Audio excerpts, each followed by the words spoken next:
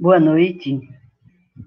18 horas, hora de começar o nosso estudo das leis morais. Seja bem-vindo a esse momento em que estaremos aqui falando sobre essa terceira parte do Livro dos Espíritos.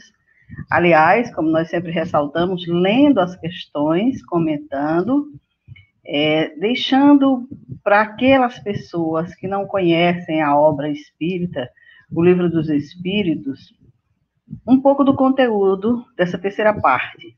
Daí, estarmos fazendo dessa forma, lendo as questões, as perguntas, as respostas, fazendo alguns comentários, no intuito de estimular as pessoas para que, uma vez conhecendo do que se trata a obra, de repente, tenham um interesse maior de buscar se aprofundar um pouco mais.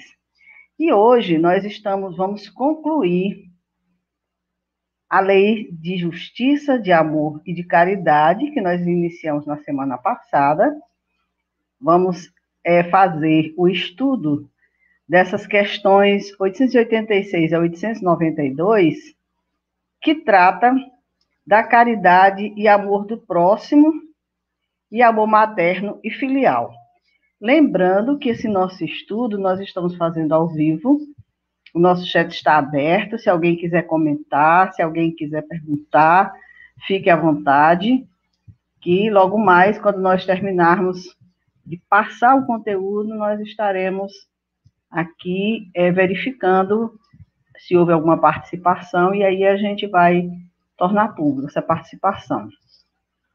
Então, hoje, como nós dissemos, nós vamos verificar aqui essa lei de caridade e amor do próximo, aliás, o item caridade e amor do próximo e amor materno e filial, que começa nessa questão 886, que trata da caridade e do amor do próximo, já com uma pergunta bem interessante que Kardec fez aos espíritos.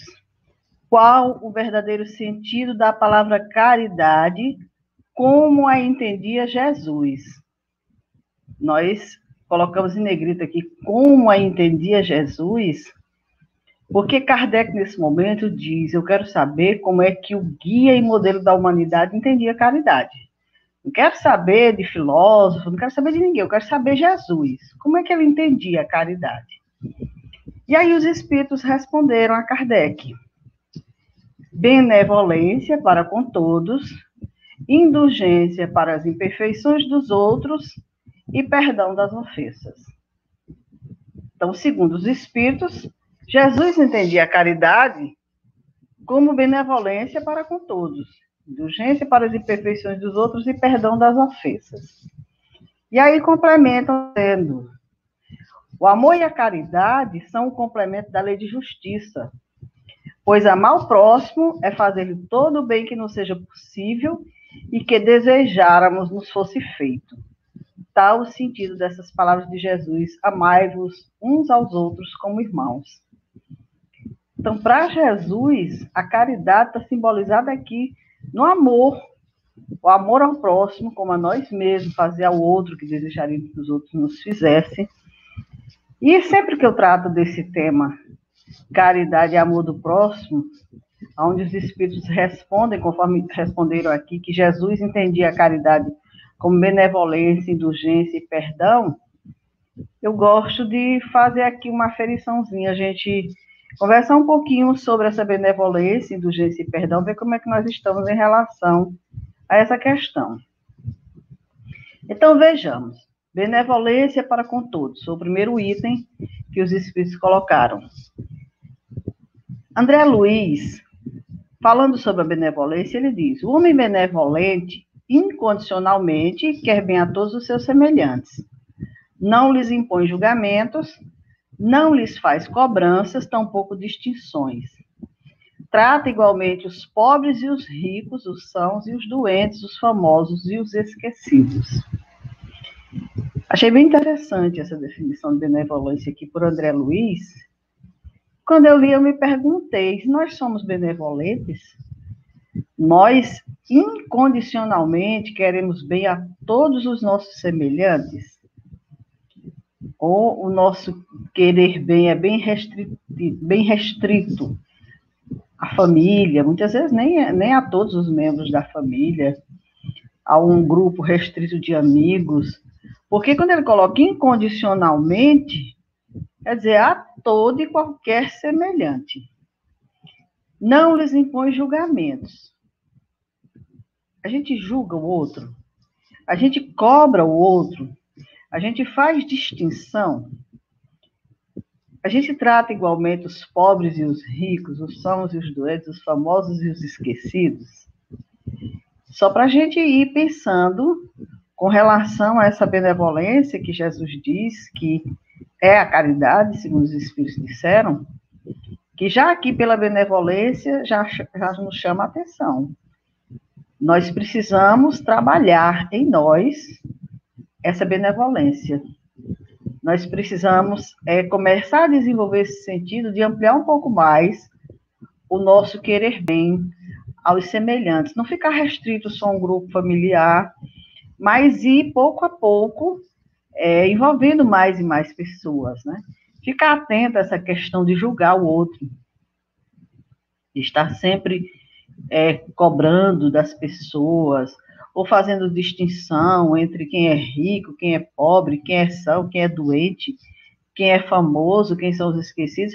Porque se a gente fosse analisar direitinho, a gente diz, eu não faço isso. Vamos prestar atenção se realmente fazemos ou não esse tipo de distinção. Se nós somos benevolentes realmente. O outro item diz respeito à indulgência para as imperfeições dos outros. Vamos ver também o que nos diz o Evangelho, segundo o Espiritismo, no capítulo 10, sobre a indulgência, um pequeno trecho que nós trouxemos. A indulgência não vê os defeitos alheios. E se os vê, evita comentá-los e divulgá-los. Oculta-os, evitando que se propaguem. E se a malemolência os descobre, tem sempre uma desculpa à mão para os disfarçar. Vamos aqui olhar para nós, colocar a indulgência em nós. Nós vemos os defeitos alheios, nós comentamos, divulgamos esses defeitos, ou a gente oculta, evitando que se propague. Quando a gente sabe de um fato vergonhoso de alguém, ou de uma atitude errada, coisas dessa natureza, e a gente não divulga, a gente não propaga, e a gente, de repente, toma conhecimento que alguém descobriu esse fato. Como é que a gente age? Segundo os Espíritos nos disseram nessa mensagem, tem sempre uma desculpa à mão para os disfarçar.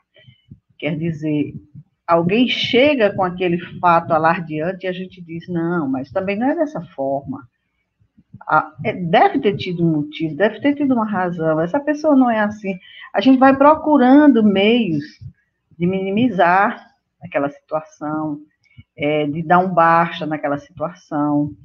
Então, essa indulgência, que é algo tão difícil da gente exercer, é também algo que a gente está precisando aprender, porque nós somos indulgentes, nós somos essa criatura que não vê os defeitos alheios, e que se vê, evita comentar e divulgar, porque na maioria das vezes, nós não percebemos os nossos defeitos, e não gostamos de que ninguém comente ou divulgue, mas somos assim a mil, quando temos que divulgar algo que diz respeito às outras pessoas.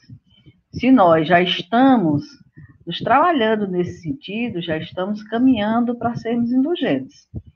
Se nós já estamos tendo esse cuidado de não observar, porque é difícil a gente não observar as falhas alheias, é difícil a gente não ver, mas se a gente vê e já evita comentar e divulgar, a gente já está começando o nosso processo de indulgência, já estamos começando a ser indulgentes. Perdão das ofensas.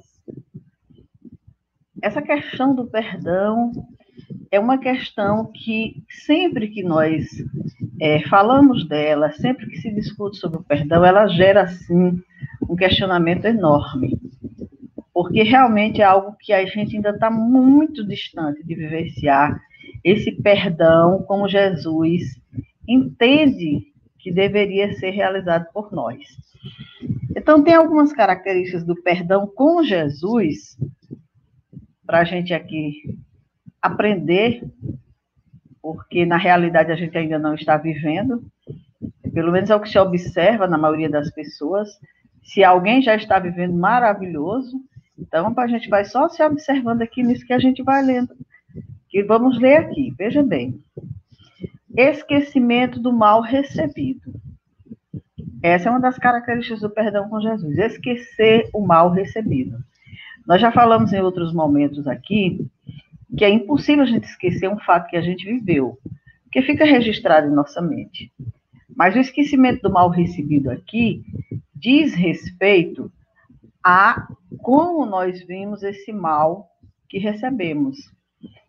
O esquecimento diz respeito a não dar tanta importância a esse mal, a ressignificarmos, vermos a atitude do outro contra nós por um outro prisma, por um outro momento, da inferioridade da criatura, entender que a pessoa não estava num momento de fazer diferente. Então, esse esquecimento do mal recebido é não guardar a mágoa, é não guardar o ressentimento, é não ficar doente com aquela atitude da pessoa contra nós. Não nos regozijarmos com os insucessos do ofensor. Também é uma atitude característica do perdão com Jesus. É a gente não ficar feliz quando sabe que aquela pessoa que nos ofendeu está passando por um momento difícil, ou pelo menos igual àquele que nos proporcionou. Muitas vezes, a gente se regozija, sim. Muitas vezes a gente se alegra e diz, está vendo, está pagando, a justiça está aí.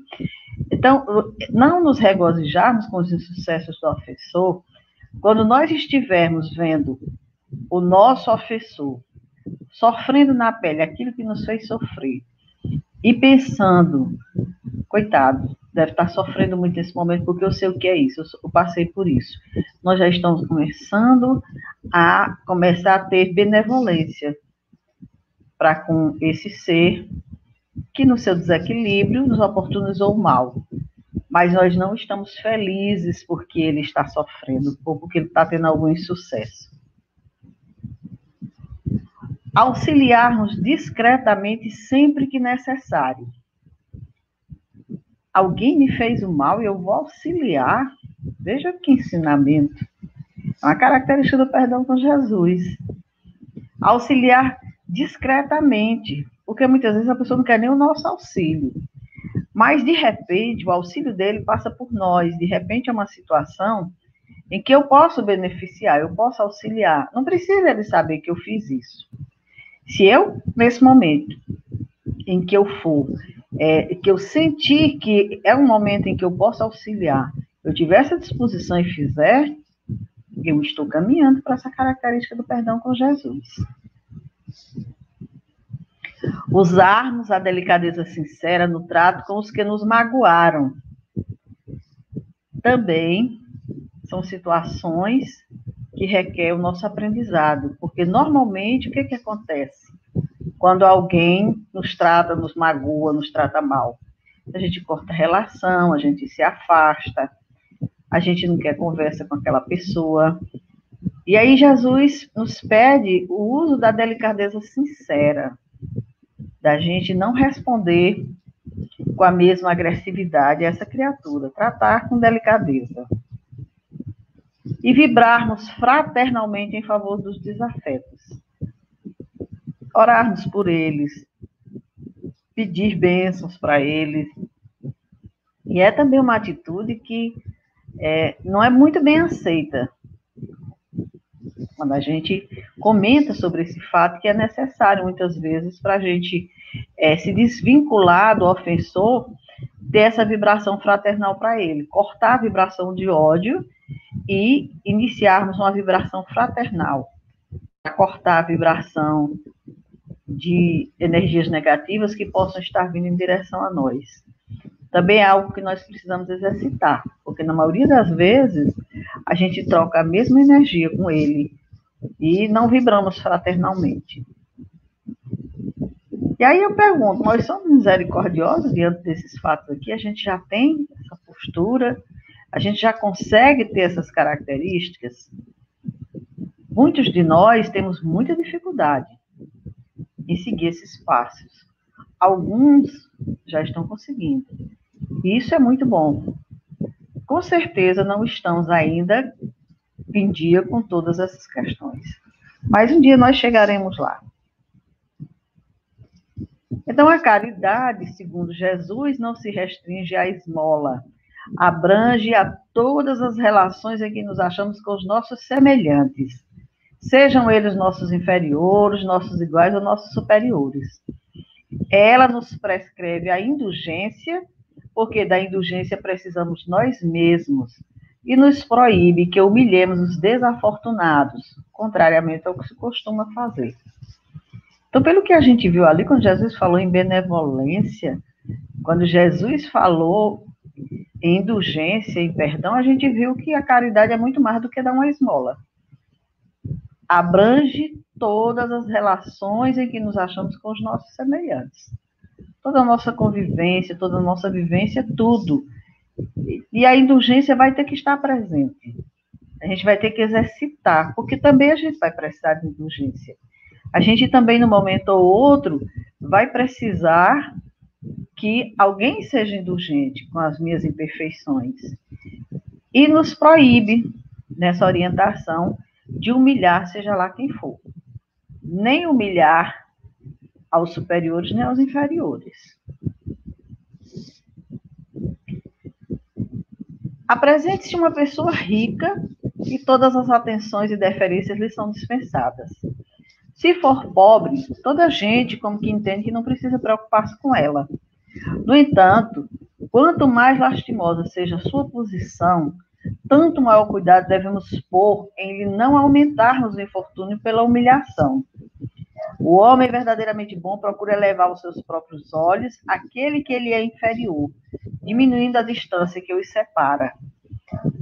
Então, veja bem, nossa sociedade, o que que a gente aprende, como é que a gente observa, como é que a gente se posiciona. Nós sempre temos deferência para aquelas pessoas que têm uma boa posição social, que se vestem bem, que chegam...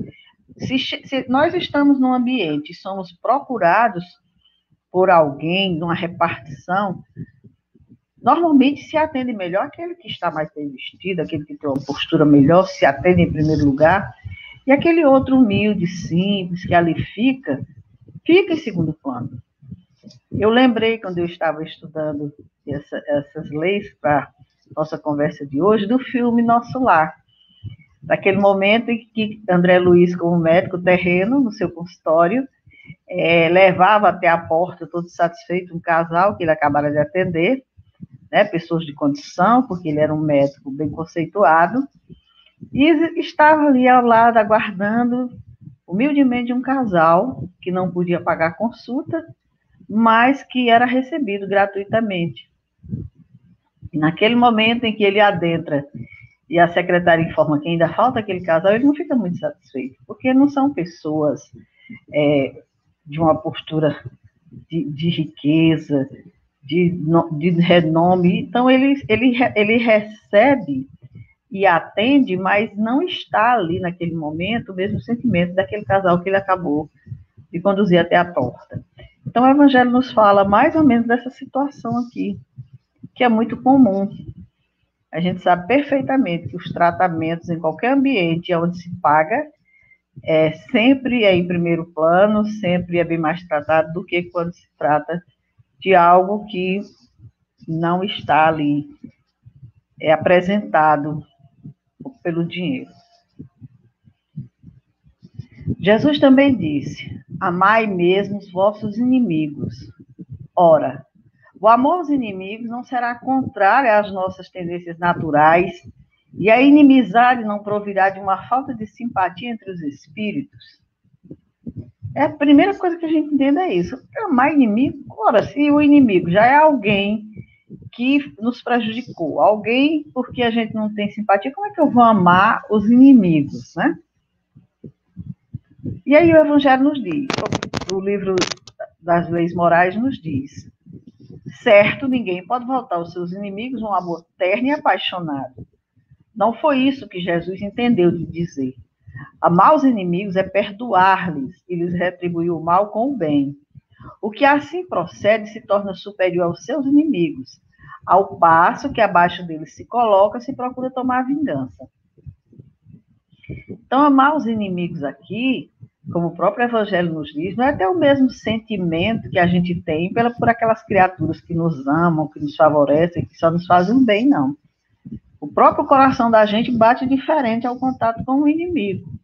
Então, ele fala aqui de algo que se refere ao perdão.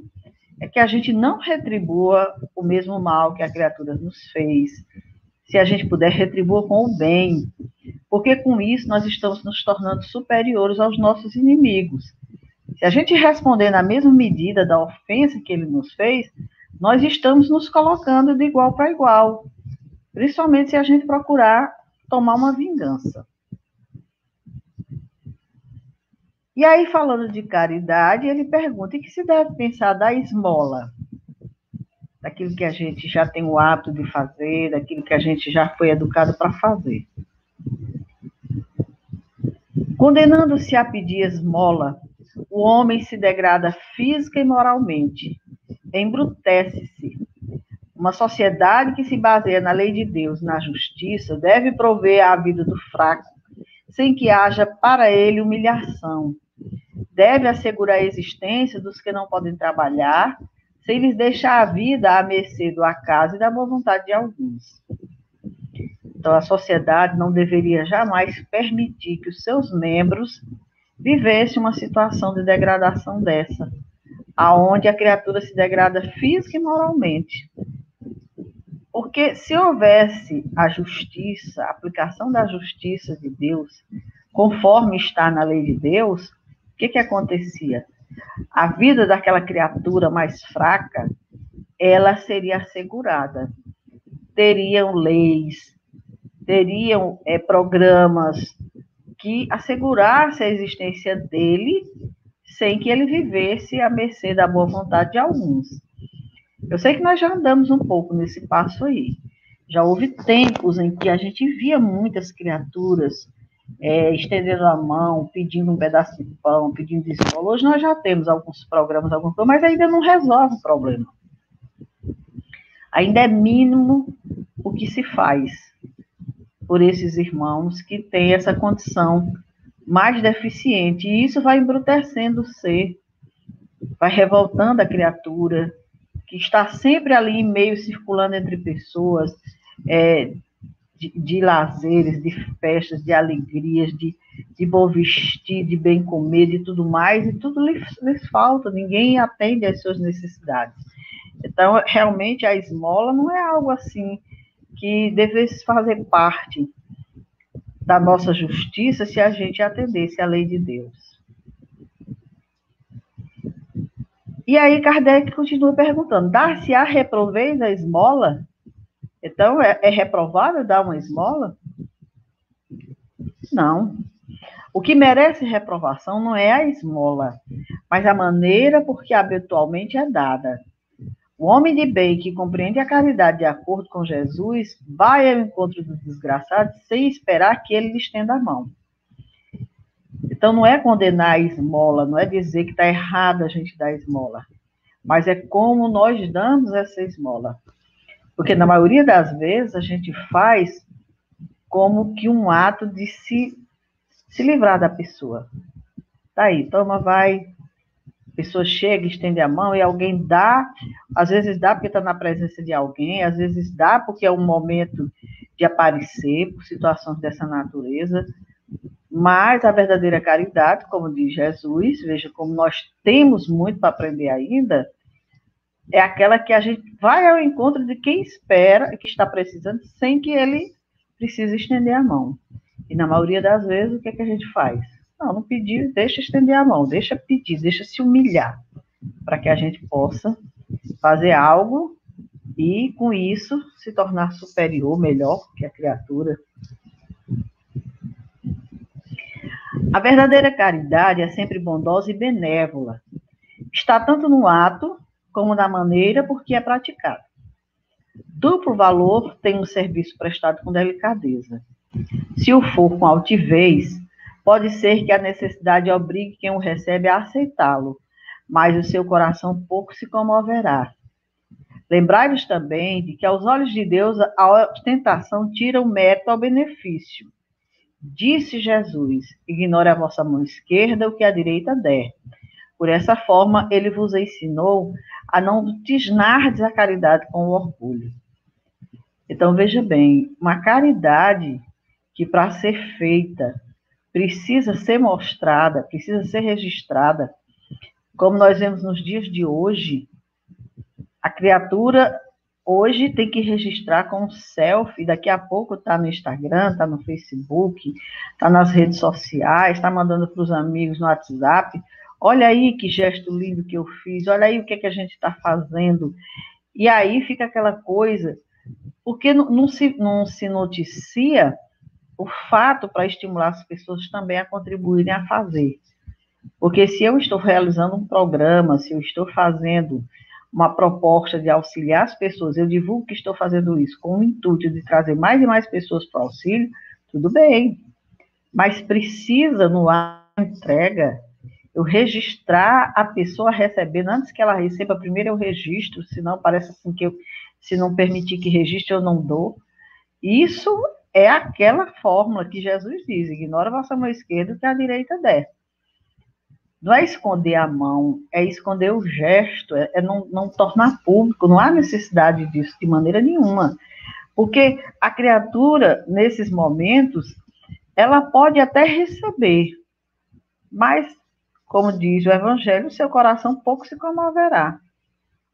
Ele não tem tanto agradecimento a dar, sim, dá tanta importância àquele gesto daquela criatura, porque ele já se percebe, como a gente vê muitas vezes, regiões de muitas necessidades, onde vários e vários grupos vão lá deixar alguma coisa. E muitas vezes essas pessoas recebem assim como com um profissionalismo, já não tem mais aquele sentimento de nada, porque também são tratados como nada, como se sentisse assim, eles vêm aqui, nós estamos fazendo um favor de receber, para eles se sentirem bem, sair daqui achando que fizeram a caridade. É mais ou menos isso que dá para entender desse entendimento, dessa fala dos espíritos. Deve-se distinguir a esmola propriamente dita da beneficência. Nem sempre o mais necessitado é o que pede. O temor de uma humilhação detém o verdadeiro pobre, que muitas vezes sofre sem se queixar. A esse é que o homem verdadeiro humano sabe procurar sem ostentação. Amai-vos uns aos outros, eis toda lei divina, mediante a qual governa Deus os mundos. O amor é a lei de atração para os seres vivos e organizados. A atração é a lei de amor para a matéria inorgânica. Então, muitas vezes, aquela criatura mais necessitada, ela não consegue ir em busca, ela não consegue procurar, ela não pede. E aí, justamente por temer ser humilhado, essa criatura muitas vezes sofre sem se queixar. E aí alguém sabe da necessidade dela, sabe do que ela está passando, vai lá e auxilia.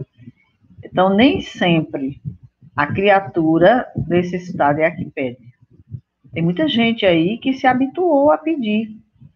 Eu lembro da historinha do Chico Xavier, que contava que quando Chico estava distribuindo sopa, tinha uma senhora que estava sempre na fila e ela voltava várias e várias vezes com uma vasilhinha. Enchia e saía, voltava, enchia e saía, voltava. E aí alguém que estava ali conduzindo o trabalho chega para Chico e diz: Chico, dona fulana já veio não sei quantas vezes aqui na fila, ela sempre enche a vasilha e vai e volta. E aí Chico disse: deixa, meu filho, ela está treinando para a próxima. Então veja aí, tem criaturas que se habituam a ficar nessa condição. É um verdadeiro treinamento mesmo, uma hora vai precisar, realmente. A gente sabe de tanta história de criaturas que se passam por mendigos e que vivem nas ruas pedindo sem necessidade. Essas pessoas, com certeza, estão treinando para um outro momento. Muitas vezes, não tem nenhum receio de chegar e pedir, até exigir que alguém lhe dê alguma coisa. E aí, às vezes, a gente chega num ambiente e tem uma criaturinha ali no canto que nem fala, tem até vergonha de pedir. Esse está precisando demais, mas não consegue se queixar, sofre sem se queixar. E é a esse, como diz o nosso texto, que o homem verdadeiro humano sabe procurar sem ostentação. Não esqueçais nunca que o espírito, qualquer que seja o grau de seu adiantamento, sua situação como encarnado ou na erraticidade, está sempre colocado entre um superior que o guia e aperfeiçoa e um inferior para com o qual tem de cumprir esses mesmos deveres. Então, todos nós, os seres humanos, estamos situados dessa forma. Nós estamos entre um superior que nos guia e nos aperfeiçoa e entre um inferior para quem nós temos que cumprir os nossos deveres. Seja qual for a escala que a gente coloque aí, nós vamos sempre estar entre esse grau superior e o grau inferior. E aí nós temos deveres a cumprir nessa escala. E aí São Vicente conclui a mensagem dizendo: sede, pois, caridosos, praticando não só a caridade que vos faz dar friamente o óbolo que tirais do bolso ao que vos ousa pedir, mas a que vos leve ao encontro das misérias ocultas. Sede indulgentes com os defeitos dos vossos semelhantes.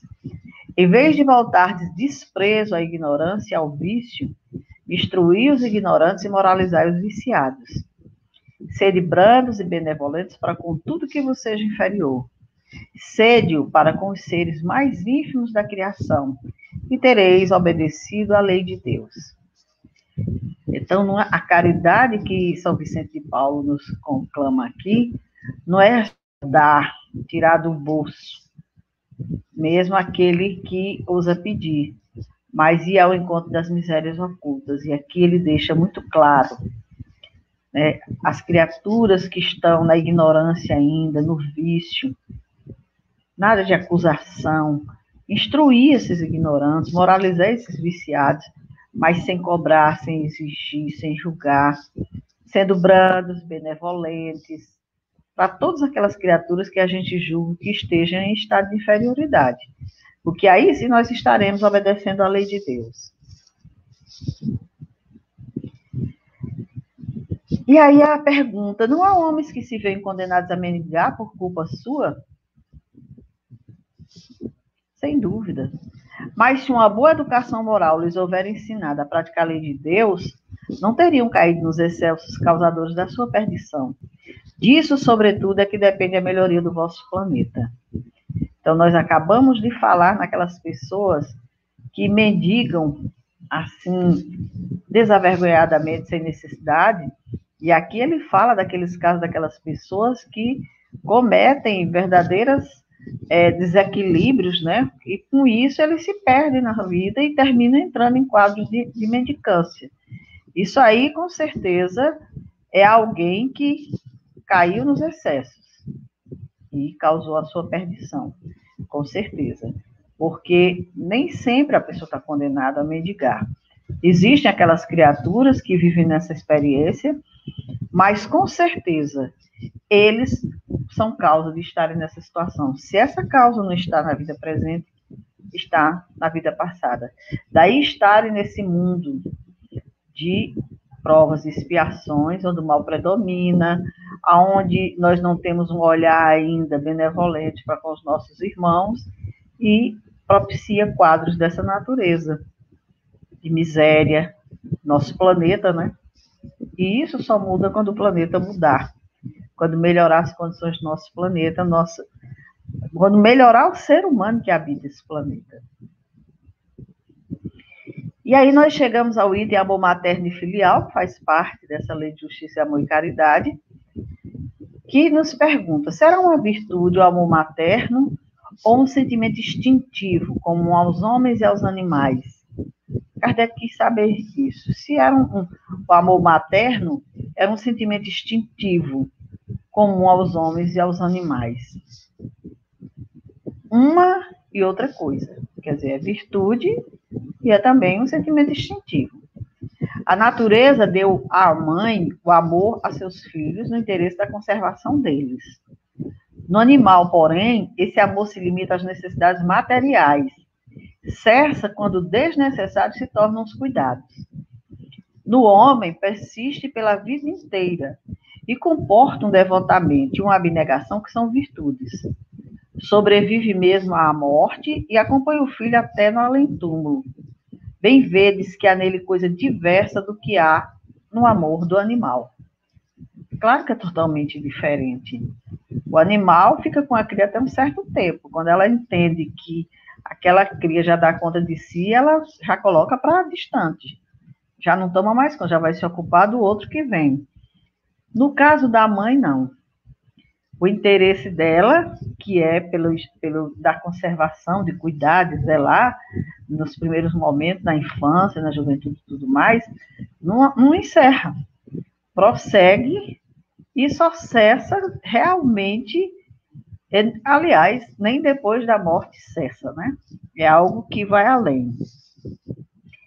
E aí, nessa questão 890, do Livro dos Espíritos, os Espíritos nos diz: o amor materno é um sentimento instintivo e uma virtude.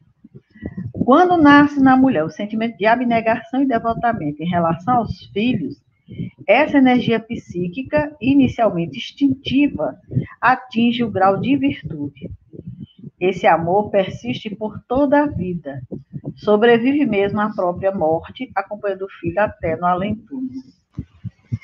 Então, chama a atenção os Espíritos dizer que quando nasce na mulher o sentimento de abnegação e devotamento em relação aos filhos, essa energia psíquica inicialmente instintiva atinge o grau de virtude.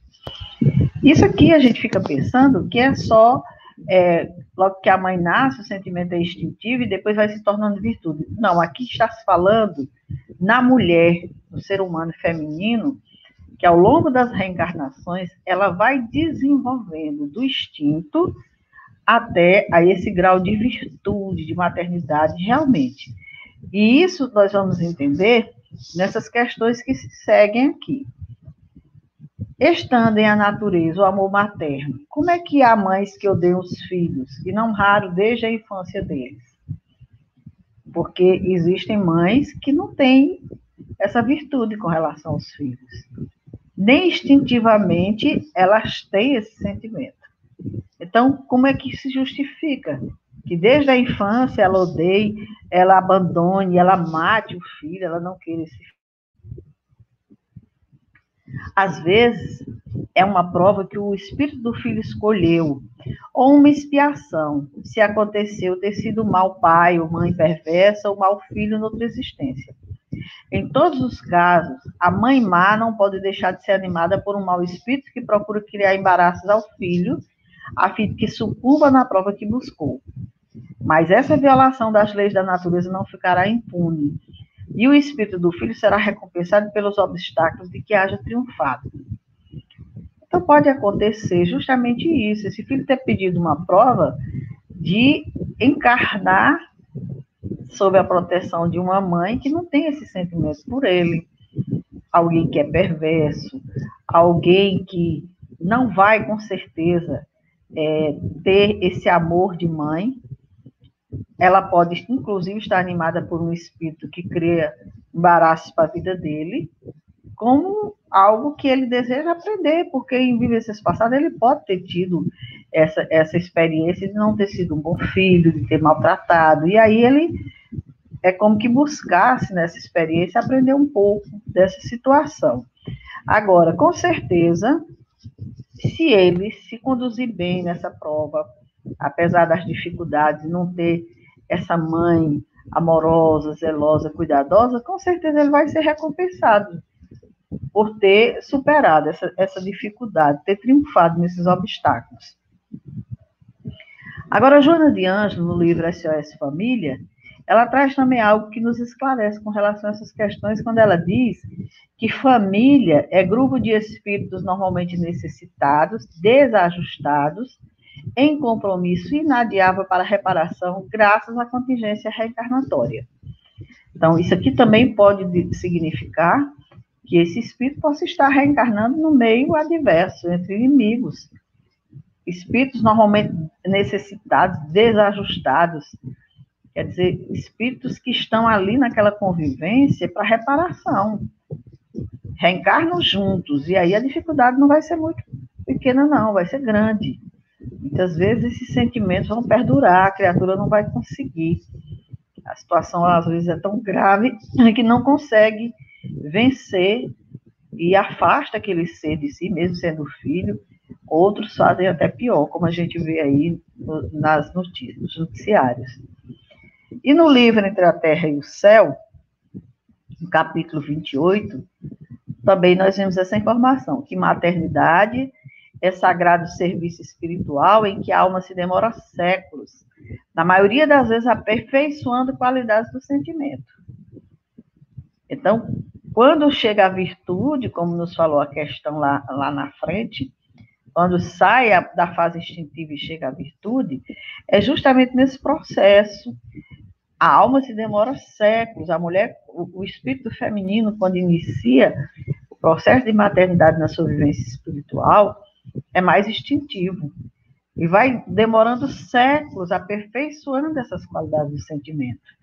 Então, quando uma mulher chega a ser aquela mãe virtuosa, ela não é virtuosa porque Deus a fez assim, e a outra sem nenhum sentimento, instintiva, puramente, ou sem nenhum instinto em relação àquela criatura. Ela aperfeiçoou essas qualidades. As vivências que ela teve, reencarnações e reencarnações de maternidade, foi aperfeiçoando, foi fazendo com que esses sentimentos fossem se desenvolvendo. E aí, sim, ela se tornou essa mãe virtuosa. E quando os filhos causam desgosto aos pais, não tem estes desculpa para o fato de lhes não dispensarem a ternura de que os faria objeto, em caso contrário?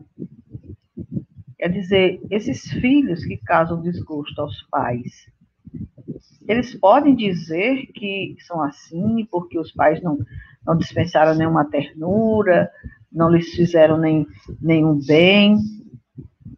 Não, porque isso representa um cargo que lhes é confiado e a missão deles consiste em se esforçarem por encaminhar os filhos para o bem. Demais, esses desgostos são a miúde a consequência do mau feitio que os pais deixaram que seus filhos tomassem desde o berço. Colhem o que semearam. Então, não é porque os filhos causam desgosto aos pais, não é porque eles não tiveram nenhum interesse na ternura que os pais dispensaram, não justifica isso. Porque os pais, eles têm essa incumbência. É um encargo que eles receberam de Deus, é uma missão que eles recebem para encaminhar os filhos para o bem. Então, tem que buscar, sim, educar essas criaturas, porque muitas das vezes, como bem nos dizem os espíritos, esses filhos agem dessa forma porque não receberam a educação que deveriam desde o berço. E os pais estão colhendo o que semearam. Não deram a atenção devida e agora estão sofrendo por conta da falta de educação que eles não deram aos filhos. E aí o Evangelho nos diz, capítulo 14, quando os pais hão feito tudo o que devem pelo adiantamento moral de seus filhos, se não alcançam êxito, não têm de que se inculpar a si mesmos e podem conservar tranquila a consciência. A amargura muito natural que então lhes advém da improdutividade de seus esforços, Deus reserva grande e imensa consolação, na certeza de que se trata apenas de um retardamento, que concedido lhes será concluir noutra existência a obra agora começada, e que um dia o filho ingrato os recompensará com seu amor. Então, veja bem, se o pai tem consciência que fez de tudo, que tentou de tudo e não alcançou êxito, o filho continua em desregramento, em desequilíbrio, ele não tem do que se culpar. Ele deve ter a consciência tranquila, ele fez tudo o que podia. Agora, tenha certeza de uma coisa, Deus vai permitir que no outro momento ele conclua essa obra, que no outro momento esse filho possa retornar numa outra encarnação, aonde ele possa continuar colocando o seu sentimento de amor, ajudando esse espírito na sua melhoria. Porque a vida prossegue. E esse espírito, muitas vezes, ao desencarnar, vai se dar conta de todo o auxílio que teve. E, numa outra oportunidade, ele vai aproveitar melhor. Então, nós concluímos aqui a lei de amor, de justiça e de caridade, mas nós temos aqui um comentário que nós vamos colocar. Primeiro aqui nós vamos ver aqui que nós temos a Eliane dando boa noite, paz, na paz de Jesus. A Luane também dando boa noite e comentando. Ela diz, a lei do amor, quanto mais ela é exercida, mais temos a ganhar. A lei de caridade é tão ampla, é mais do que dar a matéria ao outro. É saber escutar, acolher sem julgamentos, etc. Assim como Jesus fez. Verdade, Luane. Tudo isso que nós acabamos de ver aqui com os Espíritos nos esclarecendo, nos orientando. E vejamos o quanto nós temos que aprender sobre caridade. Que não é o simples estender a mão, dar algo material. É algo muito mais. Diz respeito a todas as relações que nós temos com os nossos semelhantes.